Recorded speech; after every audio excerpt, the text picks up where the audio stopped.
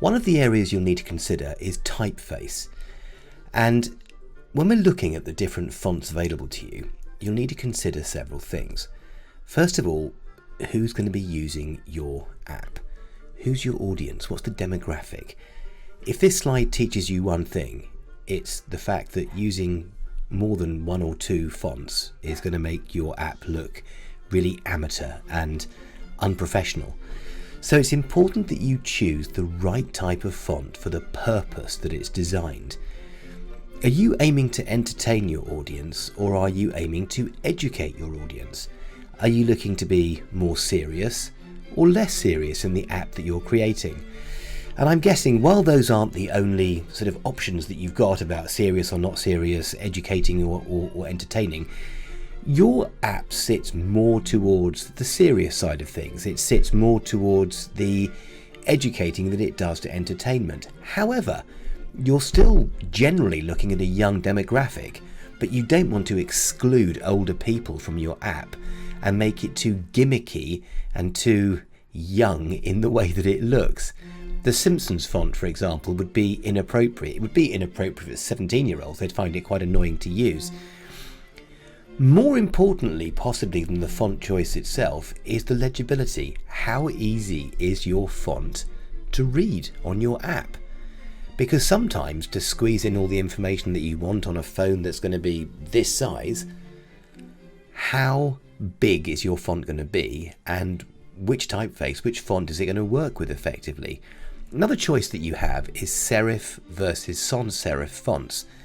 Now, if you look at the word serif, you can see that the S of serif, it's got what's called a flourish at the beginning and the end of it. It's where it comes to an end with a solid line like this, and the S coming off here.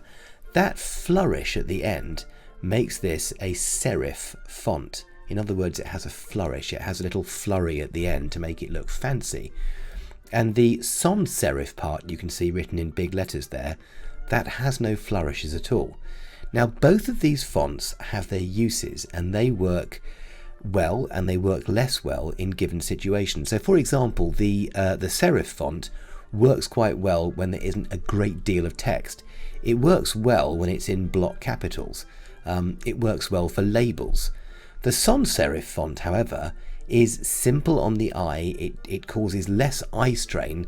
It's better for reading longer pieces. And of course you can get more of it in there because there are fewer flourishes on it. So it aids clarity and makes the app perhaps seem as though it is less cluttered.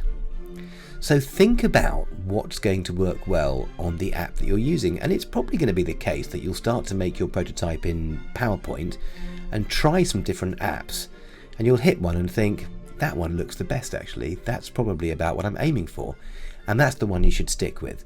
So think about one that's going to work in the environment for which it's designed, i.e. putting it on an app on a mobile phone or to work on a Kindle. So a little bit more on typeface for you. Don't mix too many fonts. Stick to one ideally, or two. Don't do more than two.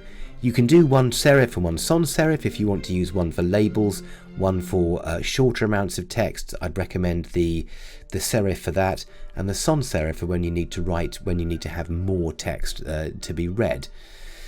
Think about the moods. We've talked about this, the mood you want to create with the app, and think about whether you're looking to be playful, friendly, modern.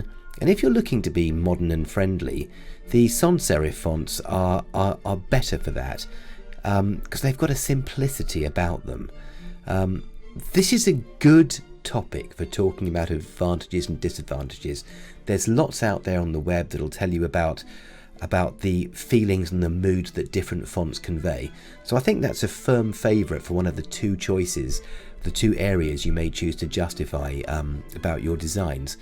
So choose the font that works best with your designs, and don't forget to consider the colour of your fonts as well.